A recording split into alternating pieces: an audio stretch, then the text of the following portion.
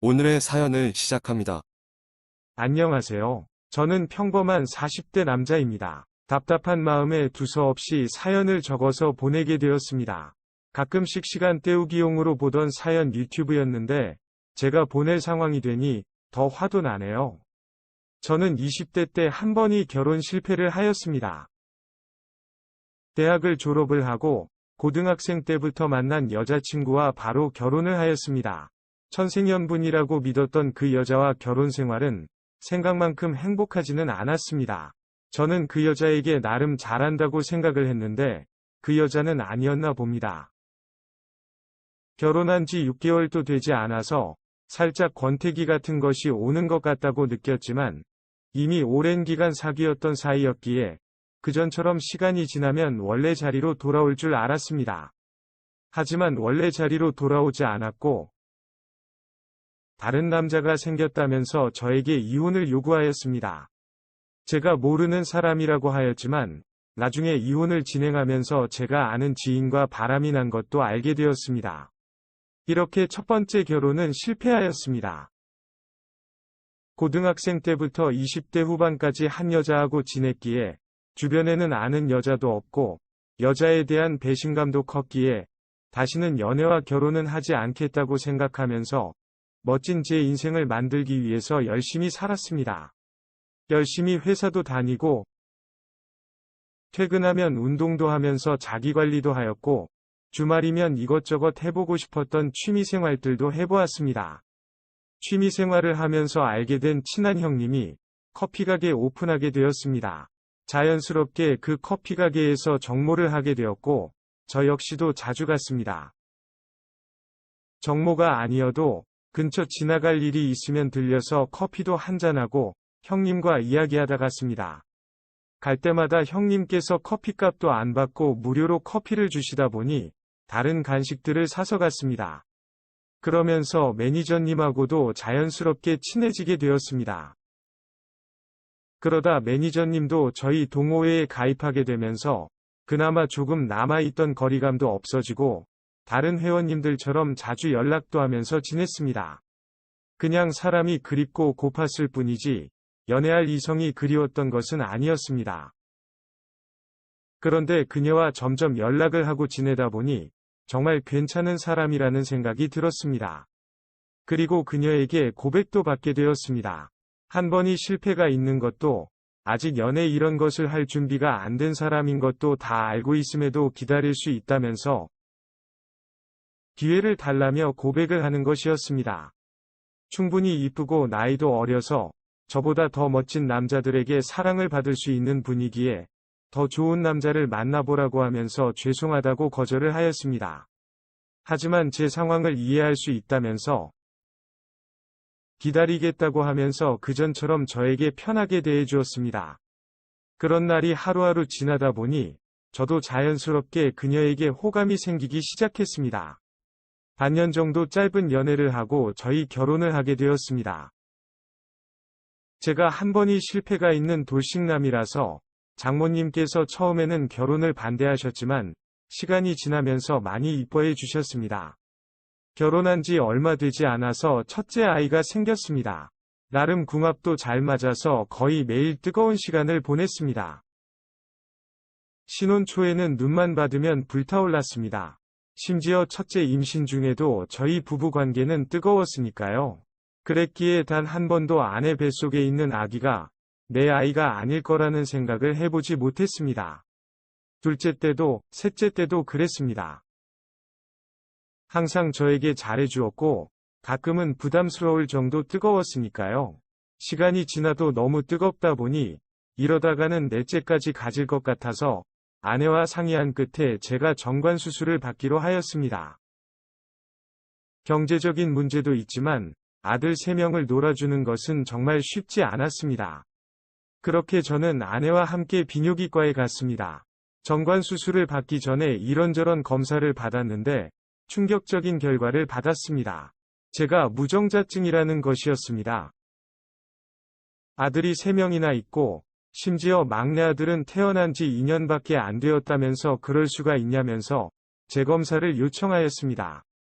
그러나 결과는 똑같이 무정자증으로 나왔으며 이 정도면 정상적으로 임신하는 것 자체가 어렵다고 하였습니다. 그런데 3번이나 임신을 하고 아이를 낳았다는 것에 의사는 많이 위아해하였습니다. 무정자증이라고 해도 확률이 낮을 뿐 임신이 안 되는 것은 아니기에 저희 부부는 정말 운이 좋다고 생각했습니다. 하지만 그날 이후로 아내가 제 눈치를 보는 것 같고 사소한 것에도 잘 놀라는 것 같았습니다.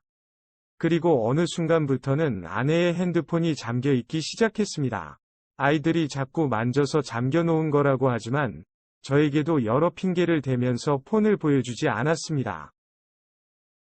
그렇게 지내던 중 오랜만에 동호회를 아내와 같이 나가게 되었습니다. 저 혼자 또는 아내 혼자서는 종종 동호회에 나갔지만 일정이 맞지 않아서 같이 안 나간 지는 한참 되었습니다. 아무튼 즐거운 마음으로 아내와 나갔습니다. 가는 동안에 아내한테서 걱정이 가득 찬 얼굴이 보이길래 처가에 맡기고 온 아이들 때문에 그러냐고 물었더니 괜찮다고 말은 하고 있지만 얼굴은 그렇지 않았습니다. 1박 2일 동안 펜션에서 하는 모임이었기에 저녁에 술도 한 잔씩 하였습니다. 한두 잔 먹다 보니 아내가 안 보이는 것이었습니다. 피곤해서 방에 자는 건가 싶어서 찾아보았는데 방에는 없었습니다. 아내에게 전화를 걸었더니 통화 중인 것이었습니다. 아이들이 잘 있는지 걱정돼서 전화를 하고 있는 것 같아서 찾아다녔는데 카페를 하고 있는 형님이 전화로 싸우고 있는 것이었습니다. 지나가면서 대충 들어보니 여자친구와 싸우는 것 같아서 조용히 못 본 척 지나서 아내를 찾아다녔습니다. 그렇게 찾은 아내도 전화로 싸우고 있는 것이었습니다. 이미 전 부인의 바람으로 이혼을 경험해본 저였기에 아내의 통화 내용이 심상치 않음을 직감할 수 있었습니다. 그리고 그 전화는 카페 형님과 하고 있다는 것도 알 수 있었습니다. 그리고 아내의 전화 내용에는 제 아들들의 출생에 대한 의심을 주는 내용들도 있었습니다. 정말 너무 화가 났지만 경험이 있어서 다행이라고 해야 할지 저는 조용히 엿듣고는 그 자리를 피했습니다. 그날 밤 술에 취해 잠이 든 아내의 손가락으로 핸드폰에 보안을 풀어서 가지고 나왔습니다. 항상 통화 내용을 자동 저장하는 아내 핸드폰의 통화 내용을 찾아서 듣기 시작했습니다. 역시나 아까 제가 들었던 것이 맞았습니다. 카페 형님과 아내는 불륜 사이가 맞았습니다. 정확히 말하면 제가 불륜남인지도 모르겠습니다. 저와 만나기 전부터 이미 그들은 만나고 있던 사이였습니다. 사귄다기보다는 썸 정도의 관계였던 것 같습니다. 그런데 저와 연애를 하고 결혼한 이후에도 그 관계가 유지된 것이었습니다. 이것들에 관련된 수많은 통화 내용들은 제 폰에 보내놓았습니다. 그리고 집에 가자마자 아들 3명 모두 다 친자 검사를 하였습니다. 그리고 결과는 3명 다 제 친자식이 아니었습니다. 그 검사 결과서를 듣고서는 회사 복도에서 주저앉아서 펑펑 울었습니다. 게다가 심지어 그 3명은 친형제 사이였습니다. 상황상 그 3명이 친부는 카페 형님이었습니다. 그 검사 결과서와 그 통화 내용들을 가지고 카페로 갔습니다. 갑자기 찾아온 저를 보면서 카페 형님과 일하고 있던 아내는 화들짝 놀랐습니다. 그리고 검사 결과서와 통화 내용을 들려주면서 설명하라고 하였습니다. 아내와 카페 형님은 오해라면서 불륜 사이로 의심하지 말라고 하였지만 그 말을 믿어준다고 한들 3명 아들 중에 제 친자식이 한 명도 없는 것은 어떻게 설명할 거냐고 물었습니다. 아내는 검사에 오류가 있는 것 같다면서 분명 제 아들들이 맞는다고 하였습니다. 저도 검사가 잘못되었을 거라고 믿고 싶어서 다른 곳에도 보내보았지만 결과는 바뀌지 않았습니다. 다른 곳에서 받은 검사 결과서까지 보고 나서는 아무 말도 하지 못했습니다. 벙어리들 마냥 아무 말도 하지 않기에 검사 결과서를 찍어서 처갓집 가족 단톡방에 올렸습니다. 그리고 이혼하겠다는 말과 함께 아이들을 모두 데리고 제 집에서 나가달라고 글을 남겼습니다. 그래서 현재 아내와 아이들은 모두 처갓집에 가 있는 상황이고 카페 형님과 인연도 끊고 동호회도 탈퇴하였습니다. 아내는 정말 다 제 아이인 줄 알았다면서 실수가 있었던 것은 사실이지만 이미 카페 형님과 끝난 사이라면서 용서해달라고 하지만 카페 형님 가게에 결혼 이후에도 일하면서 얼마나 저를 기만했을 것을 생각하니 용서가 되지 않습니다. 변호사 사무실에서 상담도 끝이 난 상태이고 곧 이혼 절차를 밟을 예정입니다. 제 인생에 결혼을 하고 평범한 가정을 꾸리고 사는 것은 어려운 일인가 봅니다. 너무 답답하고 힘들고 속상하네요. 오늘의 사연은 여기까지입니다. 구독과 좋아요, 알림 설정 부탁드립니다. 긴 글을 읽어주셔서 감사합니다. 구독과 좋아요 꾹꾹 눌러주세요. 꾹꾹. 알림 설정도 꾹꾹 눌러주세요.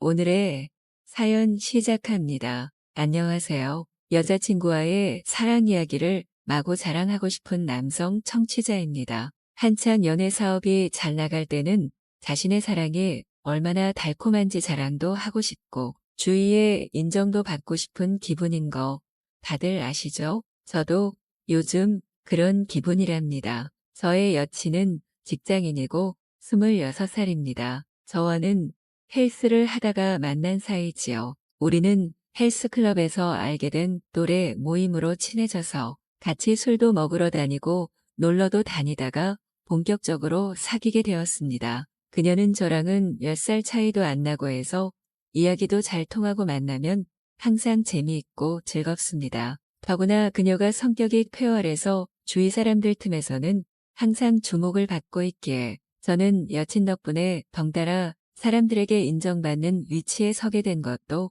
너무 기쁘답니다. 저의 여친의 집안은 조부모님 그리고 부모님부터 이미 다들 성격이 낙천적이시고 자녀들을 방목하듯 키우셨기에 식구들 전체가 다들 밝고 명랑해서 집안에 웃음꽃이 끊이지를 않습니다. 저는 여친 집에 놀러 가면 항상 기분이 밝아져서 얼른 이 집의 구성원이 되어야겠다는 생각만 간절하게 들었답니다. 여친의 형제는 그녀까지 해서 모두 셋이고 가족들은 할머니, 할아버지, 부모님까지 해서 전부 7명입니다. 한 집에 대식구가 다 같이 살고 있으니 그녀의 어머니는 늘 주방에서 음식하느라 정신이 없으시고 가족들이 많다 보니 집은 여러 가지 다양한 에피소드로 언제나 웃음꽃이 피고 있지요. 그런 한편으로 혹여나 복잡한 일, 괴로운 일이 있어도 서로 다독이며 해결하다 보니 금방 해결이 되기에 그녀는 지금껏 살면서 하루 이상 고민을 지속해 본 일이 없다고 합니다. 서로 가족 중 누군가가 우울하다 싶으면 나머지 가족들이 다 함께 힘을 합쳐서 위로하고 다양한 이벤트를 벌이며 애써 웃음을 만들어주려고 노력도 많이 하는 것을 보았습니다. 저도 그 집에 발을 들이고서는 주말이면 항상 같이 모여서 고기도 구워 먹고 같이 놀기도 하면서 즐겁게 보내고 있는데 그러다 한 번은 제가 꽤 큰 실수를 한 적이 있었습니다. 할머니가 유달리 아끼시는 장롱에 흠집을 내고 말았거든요. 그 장롱으로 말할 것 같으면 할머니께서 시집 오실 때에 오신 것인데 명장이 만든 아주 비싸고 귀한 것이었습니다. 그리고 그보다 더 귀한 할머니만의 인생 사연이 깃들어 있기에 애지중지하시는 아주 귀한 물건이었고요. 이사할 때도 그 장롱만큼은 할머니가 눈을 부릅뜨고 계신 상황에서 모포로 돌돌 감은 상태로 이동을 할 정도로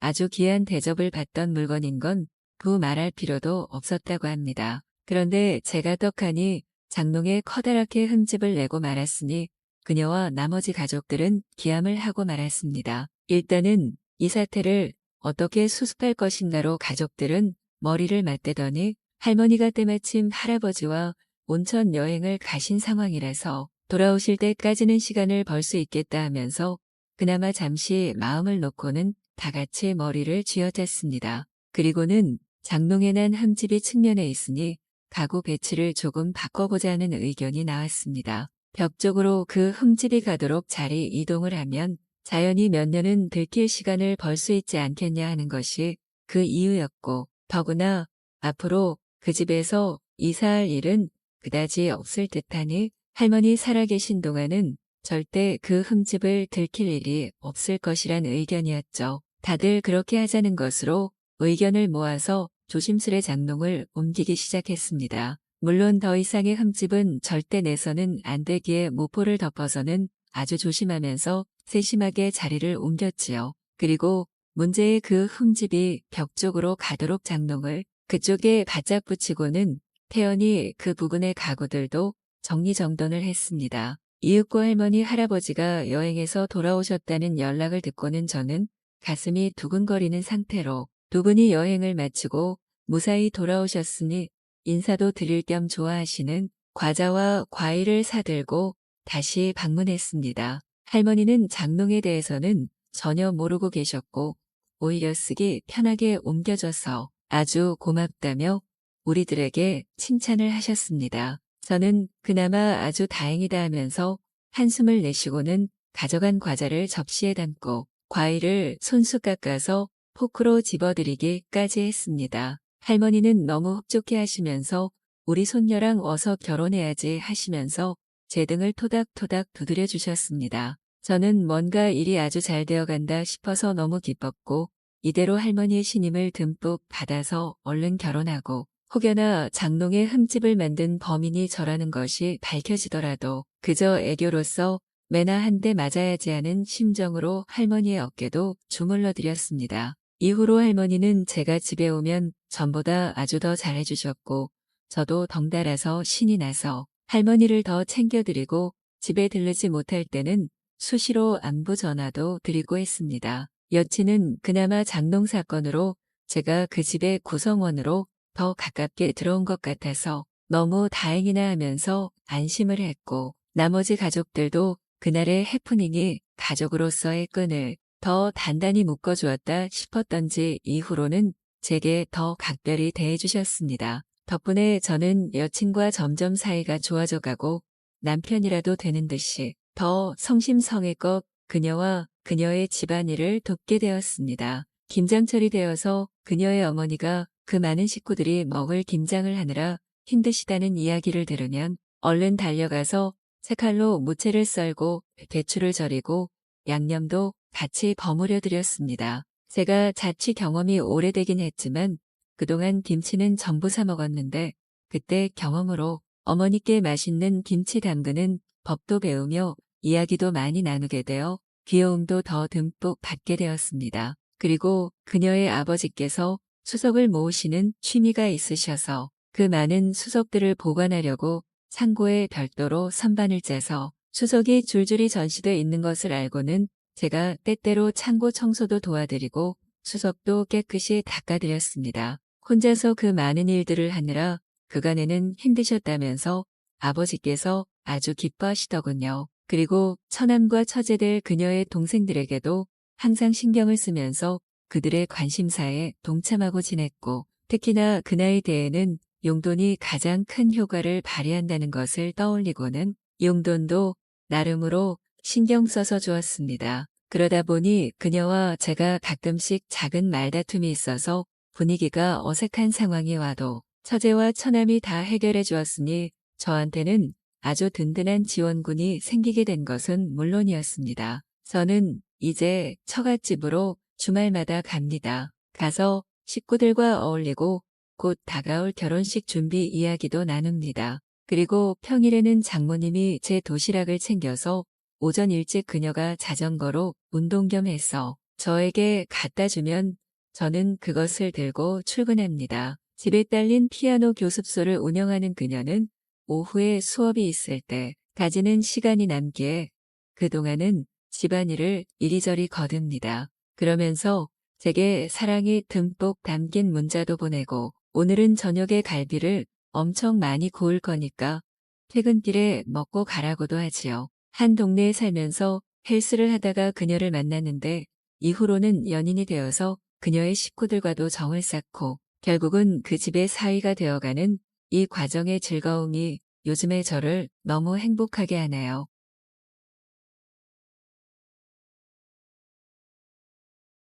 서울의 한여름밤, 나는 지우와 함께 자전거를 타며 따뜻한 바람이 얼굴에 스치는 것을 느꼈다. 야간 자전거 모임은 매주 수요일과 토요일에 열렸고 내 여자친구가 그 그룹에 가입한 이후로 우리의 밤은 다른 에너지를 갖게 되었다. 지우는 매력적인 여성으로 자연스럽게 사람들의 시선을 끌었다. 그녀의 검은 머리는 항상 단단한 포니테일로 묶여 있어 그녀의 섬세한 얼굴을 돋보이게 했고, 잘 다듬어진 다리는 자전거를 탈 때마다 정확하게 움직였다. 나는 항상 그녀의 결단력과 스포츠에 대한 열정을 존경했지만 최근 들어 그녀는 뭔가 달라 보였다. 그녀가 클럽에서 훈련을 시작한 이후로 나는 미묘한 변화를 느꼈다. 그녀의 몸은 더욱 조각된 듯했고 강도 높은 자전거 타기 후에 그녀의 피부는 땀으로 빛났다. 그리고 그녀가 훈련의 밤을 이야기할 때 그녀의 목소리에는 내가 해독할 수 없는 신비로움과 동시에 흥분된 톤이 있었다. 그날 밤 우리는 한강변을 따라 자전거를 타고 있었고 자전거 불빛에만 의존해 도로를 전진하는 그룹을 따라갔다. 따뜻한 바람은 도시의 냄새와 자전거 타는 사람들의 땀과 섞였다. 나는 옆모습으로 그녀를 지켜보았고 스포츠웨어에 밀착된 그녀의 몸에 윤곽이 보였다. 지우는 항상 자연스러운 자신감을 가지고 있었지만 최근 들어 더욱 확신에 차 보였다. 마치 비밀을 가지고 있는 것처럼. 그리고 그가 있었다. 강민은 클럽의 리더 중 한 명이었다. 키가 크고 튼튼하며 별다른 노력을 하지 않고도 주목을 끌 수 있는 매력을 지녔다. 그는 자전거 타기에 능숙했고 항상 초보자들이 자세, 속도, 지구력에 대한 조언을 주며 성능을 향상시키도록 도왔다. 그와 지우는 친근한 관계였고 훈련 중에 자주 웃으며 대화를 나눴다. 처음에는 신경 쓰지 않았다. 하지만 최근 몇 주 동안 그들 사이의 시선이 필요 이상으로 오래 지속되는 것을 알게 되었다. 거기에는 말로 표현되지 않은 긴장감이 있었고 그들이 가까이 있을 때 드러났다. 자전거를 탄 후 그룹은 홍대의 골목에 숨겨진 작은 바에 모이곤 했다. 그곳은 부드러운 조명이 있었고 맥주의 냄새와 밤의 신선함이 섞여 아늑한 분위기를 자아냈다. 지우는 헬멧을 벗고 머리를 흔들었고 강민을 바라보는 그녀의 눈빛에서 반짝임을 보았다. 그는 이미 2병의 맥주를 들고 그녀에게 하나를 건네고 있었다. 나는 그녀 옆에 앉아 두 사람이 미소를 주고받는 것을 지켜보았다. 그녀는 병을 들고 입술에 가져가 길게 한 모금 마셨다. 마치 단순히 음료 그 이상을 음미하는 것처럼. 강민은 계속해서 그녀를 바라보았고 그의 어두운 눈은 모든 디테일을 평가했다. 지우, 정말 많이 늘었어. 그가 말했다. 그의 목소리에는 이중의 의미가 담긴 듯했다. 당신 덕분이에요. 그녀가 답하며 다리를 꼬았는데 그 행동은 무심한 듯 보였지만 나는 그게 아니라는 것을 알았다. 대화는 그룹 사이에서 자연스럽게 흘렀지만 나는 그 보이지 않는 긴장감이 점점 더 강해지는 것을 느꼈다. 바의 열기, 운동의 피로, 그리고 맥주가 모든 것을 더 흐릿하고 가능성으로 가득 차게 만들었다. 내 눈이 그녀의 눈과 마주쳤고 그 순간 나는 무언가를 깨달았다. 지우는 자신이 무엇을 하고 있는지 알고 있었다. 그녀는 내가 눈치채고 있다는 것을 알고 있었고 어쩌면 그것이 바로 그녀를 흥분시켰는지도 모른다. 밤은 계속되었고 우리가 발을 나섰을 때 새벽의 신선한 공기는 우리 사이에 자리 잡은 열기에 대조를 이루었다. 우리는 함께 자전거 주차장까지 걸어갔고 내가 자전거에 오르려 할 때 지우가 내 손목을 잡았다. 집에 가기 전에 한 바퀴 돌까? 그녀의 음성은 부드러웠지만 그 안에는 무언가 있었다. 무언의 초대. 우리는 자전거에 올라타 천천히 페달을 밟으며 번잡한 도시에서 멀어졌다. 새벽의 고요함은 모든 것을 더 친밀하게 만들었다. 강민은 우리 곁에서 자전거를 타고 있었지만 어느 순간 지우는 속도를 높여 나를 잠시 뒤처지게 했다. 내가 그들을 따라잡았을 때 그녀는 도시의 불빛이 멀리서 희미하게 보이는 더 고립된 작은 지역에 멈춰 서 있었다. 강민이 그녀 옆에 서 있었고 내가 자전거를 멈췄을 때 지우의 시선을 느꼈다. 그녀는 아래 십수를 깨물고 아무 말 없이 다가왔다. 내 심장은 빠르게 뛰고 있었다. 단순히 자전거 때문만이 아니었다. 그 밤의 더위 때문만도 아니었다. 그것은 우리 셋 사이에 맥동하는 더 깊은 무언가였다. 나는 경계를 넘기 직전이라는 것을 알았다. 그리고 가장 미친 것은 나는 원했다. 지우는 그 눈빛으로 나를 바라보았다. 그녀가 도발하고 한계를 시험하고 위험과 장난치고 싶을 때 던지는 바로 그 눈빛. 공기 중의 긴장은 거의 만질 수 있을 정도로 느껴졌다. 허용된 것과 금지된 것 사이의 선을 따라 춤을 추는 것처럼. 그녀는 한 걸음 앞으로 다가왔고 페달링 후에도 여전히 그녀의 피부에 반짝이는 땀, 살짝 헝클어진 머리카락이 보였다. 나는 그녀의 숨소리를 느낄 수 있었다. 짧고 고른 호흡이 내 몸에 가까워지는 동안. 강민은 아무 말 없이 모든 것을 강렬한 눈빛으로 지켜보았지만 개입하지 않았다. 그는 아무 말도 할 필요가 없다는 것을 알고 있었다. 눈치챘지. 그렇지? 지우가 속삭였다. 그녀의 목소리는 은밀한 도전으로 가득 차 있었다. 나는 즉시 대답하지 않았다. 내 몸은 이미 그녀가 무엇을 말하고자 하는지 완벽히 이해하고 있었다. 그녀가 움직이는 방식, 그녀의 시선이 나와 강민 사이를 오가는 방식, 그녀의 입술에 맺힌 미묘한 미소. 그녀는 나를 시험하고 있었다. 내 마음은 조심하라고 말했지만 내 몸은 이미 결정을 내렸다. 눈치챘어. 내 목소리는 낮고 거의 쉰 듯 나왔다. 그녀는 만족스러운 듯 미소 지었고 바로 그 대답을 기다리고 있었다는 듯 했다. 그러고 나서 그녀는 강민에게 몸을 돌렸고 그는 진지한 표정을 유지했지만 그의 눈은 약간 어두워졌고 공기에 가득 찬 욕망을 반영하고 있었다. 지우가 움직이는 방식, 그녀의 몸이 그 순간에 반응하는 방식은 그녀에게 그것이 새로운 것이 아님을 분명히 보여주었다. 그것은 그녀가 이미 오래전에 시작한 게임이었다. 아마도 클럽과의 첫 만남부터 페달링이 그들의 몸을 뜨겁게 하고 감각을 예민하게 했을 때부터. 그리고 이제 서울의 그 뜨거운 새벽에 다른 사람들의 시선에서 벗어난 우리는 셋이서 되돌릴 수 없는 경계를 넘으려 하고 있었다. 그녀는 셔츠 칼라를 잡아당기며 손가락을 내 피부에 살짝 스치게 했고 그녀의 눈빛은 내 눈에서 답을 찾고 있었다. 의심의 여지는 없었다. 불확실함도 없었다. 강민은 그녀 옆에 서서 지켜보고 있었다. 그의 가슴은 천천히 오르내렸고 그의 존재는 강렬하고 지배적이었지만 그는 아직 통제하려고 하지 않았다. 지우가 주도권을 쥐고 있었다. 게임은 그녀의 것이었고 그녀는 그것을 정확히 어떻게 이끌어야 하는지 알고 있었다. 그리고 나는 준비가 되어 있었다. 지우는 익숙한 장난기 어린 미소를 지었다. 그녀는 도발하는 것을 좋아했고 한계를 시험하며 불장난을 즐겼다. 페달을 밟은 열기가 여전히 그녀의 피부 아래에서 타올랐고 서울의 밤바람이 우리 주위를 감싸며 땀이 천천히 마르고 있었다. 하지만 그 순간 우리 셋 사이에 쌓여가는 긴장을 식힐 수 있는 것은 아무것도 없었다. 그녀는 내 가슴에 손가락을 미끄러뜨리며 가벼운 터치였지만 의도가 담긴 손길이었다. 내 근육은 미세한 압박에 반응했고 그녀의 눈빛이 반짝이는 것을 보았다. 그녀는 내 반응에 만족한 듯했다. 그녀는 천천히 강민 쪽으로 몸을 돌렸고 그들 사이의 침묵은 어떤 말보다 많은 것을 전하고 있었다. 그는 단단히 서 있었고 그녀를 지켜보는 어두운 눈빛에서 신호나 허락을 기다리는 듯했다. 지우는 긴장을 즐기는 듯 기다림의 게임이 공기 중의 전기를 더욱 증폭시켰다. 이렇게 보는 거 좋아하지? 그녀의 목소리는 부드러웠지만 도전의 기운이 담겨 있었다. 나는 침을 꿀꺽 삼켰고 심장이 빠르게 뛰는 것을 느꼈다. 단지 커져가는 욕망 때문만이 아니라 그 순간의 아드레날린, 새로운 것, 위험한 것, 완전히 매혹적인 것 앞에 서 있는 느낌 때문이었다.